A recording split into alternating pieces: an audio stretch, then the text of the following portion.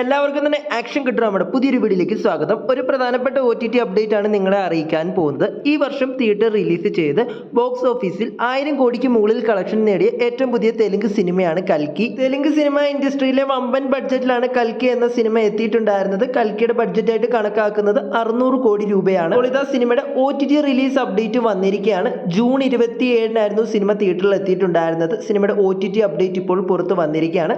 സിനിമയുടെ OTT അവകാശം സ്വന്തമാക്കി ആമസോൺ പ്രൈം ആണെന്ന് ഇപ്പോൾ കൺഫേം ചെയ്തിട്ടുണ്ട്.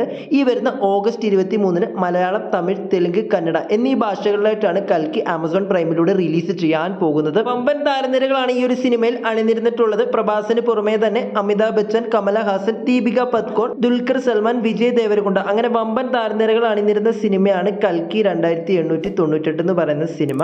അപ്പോൾ ഈ ഒരു സിനിമയുടെ OTT റിലീസിന് വേണ്ടി ആരൊക്കെയാണ് കാത്തിരിക്കുന്നതെന്ന് തീർച്ചയായും കമന്റായി രേഖപ്പെടുത്തുക. അപ്പോൾ പുതുപുത്തൻ സിനിമാ വിശേഷങ്ങളും വാർത്തകളും അറിയുന്നതിന് വേണ്ടി നമ്മുടെ ചാനൽ തീർച്ചയായും സബ്സ്ക്രൈബ് ചെയ്യുക.